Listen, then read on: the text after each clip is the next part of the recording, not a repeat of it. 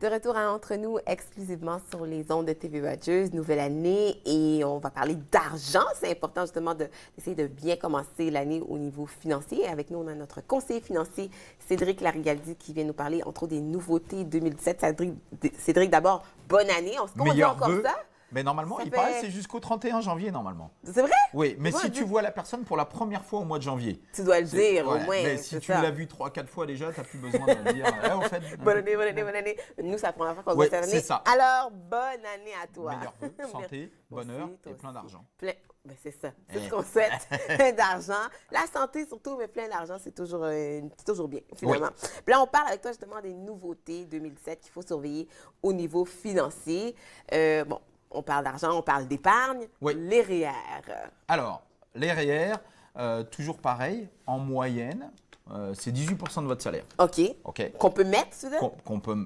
C'est comme ça qu'on calcule votre fenêtre qui va s'ouvrir chaque année. OK. Donc, imaginons que vous fassiez 100 000 $. On prend un chiffre rond. Vous allez pouvoir mettre 18 000 $. OK. REER, voilà. Imaginons que vous fassiez 200 000 $. C'est un gros salaire. Ouais. Ben, vous ne pourriez pas mettre 36 000, qui est le double de 18 ans. Oui, c'est ça. Pourquoi? Pourquoi? Parce qu'il y a un maximum qu'on peut mettre au niveau des calculations. Donc, c'est 26 000 $. Vous ne pouvez pas être au-dessus de 26 000 $. Puis ça, le maximum, est-ce que ça varie? Il me semble que ça varie à chaque année. Chaque année, ça varie un petit peu. Donc là, la fenêtre au maximum, c'est 25 000 $. Ça s'accumule d'année en année. Ouais. Donc, quand vous avez votre retour d'impôt que vous allez avoir au mois d'avril, en bas, il y a marqué, vous avez le droit de mettre tant dans vos REER. Ça peut être 52 320 plus 26 cents. Ça, c'est le cumul des années passées. OK. Donc, cette année, le maximum, si vous venez de commencer à travailler, vous ne pourrez pas mettre plus de 26 000 $ pour une année. Une année, OK. Pas plus que 26 000 $. Okay. D'accord. Le CELI, le CELI augmente d'année en année. Donc, on a notre fenêtre qui peut s'augmenter. L'année dernière, on était à 46 500 $ au total. Maintenant, on est passé à une augmentation de 5 500 $. Donc, on est à 52 000 au total que tu peux mettre. Dans notre CELI? C'est ça. OK. On ne peut pas mettre plus. OK. C'est quand même beaucoup. C'est plus que le REER. Ben, oui et non. Parce que ce qu'il ne faut pas oublier, c'est que c'est 26 000 par an. Oui. Mais si ça fait 10 ans que vous travaillez, ça veut dire qu'officiellement, et si vous faites beaucoup d'argent, vous pourriez mettre 260 000 sur votre REER. Sur votre CELI, c'est 52. Donc, pour un plan de retraite, 52 000, oui, ça avance petit à petit, mais le CELI est plus jeune que le REER. Donc, c'est pour ça qu'il y a moins de place. Et explique encore aux gens, c'est quoi la grosse différence entre le CELI Alors, et le le but REER? premier du REER, c'est de baisser vos impôts. OK. L'argent que vous allez mettre va être possible d'être déductible sur vos impôts, donc ça vous fait baisser vos taxes. C'est le numéro 1. Numéro 2, ça pourrait être un bon outil pour l'achat d'une première maison. Parce qu'on peut utiliser ces REER-là pour acheter si on n'a pas… Parce que lorsque vous allez retirer les sous de votre argent des REER, vous payez des taxes dessus. Vous n'avez pas le choix. Mais vous ne payerez pas de taxes si vous achetez une maison ou si vous reprenez les études plein temps et que vous êtes un adulte. Par exemple, vous avez 35 ans, vous dites « je veux refaire mes études ». Vous avez le droit d'aller chercher les REER, faire une demande. Et si vous êtes à plein temps à l'université, vous ne paierez pas d'impôt lorsque vous allez repayer. Ah, je ne savais pas que ça comptait aussi pour les études. Oui, parce que vous allez faire plus d'argent si vous faites des études. Donc l'État, vous allez payer plus d'impôts si vous faites plus d'argent. Donc l'économie, pour avoir une bonne économie, il faut avoir des gens avec plus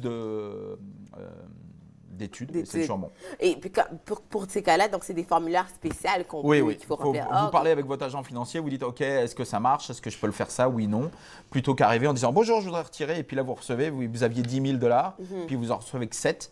Ah, pourquoi? Parce que vous avez payé des impôts, il y a eu un problème de communication. Toujours pareil, depuis qu'on parle ensemble, la communication avec votre agent financier, c'est ce qu'il y a de mieux à faire. Est-ce que je peux? Est-ce que ça marche? Est-ce que mes comptes étaient bloqués? Il y a certains comptes qui sont bloqués, donc là vous allez avoir des frais pour les débloquer. Donc toujours bien vérifier avant de se dire c'est bon, je peux le faire.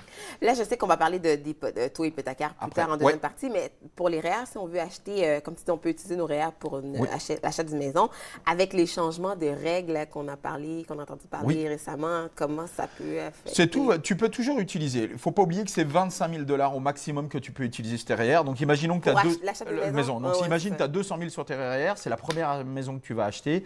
Ça ne marche pas. Tu peux prendre juste 25 000. Tu peux juste prendre 25 000. Parce que le but, c'est en fin de compte de vous aider à payer votre premier 5 pour être propriétaire le plus rapidement possible.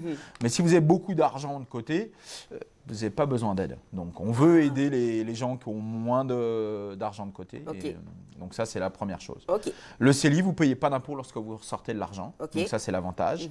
L'inconvénient, s'il y en a un, c'est que ça ne vous fait pas baisser vos taxes. Donc, vous pouvez mettre de l'argent dessus, ça ne vous touchera pas à vos taxes. Ok. Mais les deux outils sont importants. Ok. Si vous avez un peu d'argent à mettre de côté, les deux meilleurs outils pour vous, que ce soit au niveau taxe ou au niveau retour, sont le CELI et le REER. Il faut absolument utiliser ces deux outils-là. C'est la première chose à faire. C'est la première chose. J'aime que tu insistes. CELI ou REER, c'est la première chose à Ouais. faire. On parle de baisser nos taxes. Je pense par exemple à des gens soit qui travaillent, qui habitent au Québec, qui travaillent en Ontario. Oui. Puis là, c'est sûr que c'est mon cas, là, entre Oui. autres. Là. Puis là, c'est sûr qu'à la fin de l'année, on va devoir de l'argent. Est-ce que c'est quoi la meilleure façon? Le CELI, le REER? Qu'est-ce que. Bah, Ça dépend. la chose, c'est que là, on parle du très court terme. OK. C'est-à-dire l'argent que vous allez mettre, dans moins de 12 mois, vous allez l'utiliser, voire peut-être même dans 2 mois. C'est ça. Parce que si vous êtes à 2 mois de payer vos impôts. Exact. Donc, le gros avantage du CELI, c'est de ne pas payer d'impôts sur ce que vous allez gagner. Oui, c'est ça. OK. Donc, si on prend peu de risques sur votre CELI, parce qu'on ne veut pas perdre l'argent que vous avez mis de côté, vous allez avoir peu de retours. Donc, vous avez un gain de pas d'impôt sur peu de retours. Donc, on n'utilise pas le CELI à la bonne façon. OK. Il faudrait prendre plus de risques pour avoir plein de retours et là, avoir pas de taxes dessus. OK.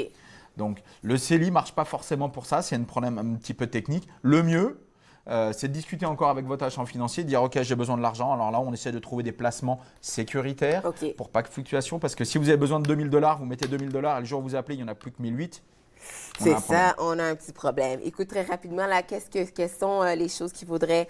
tu parles, il faut payer ses factures en début d'année, c'est ça? Première chose, ouvrez vos factures, ne mettez pas les yeux sur la main sur les yeux en disant « je ne veux pas voir ».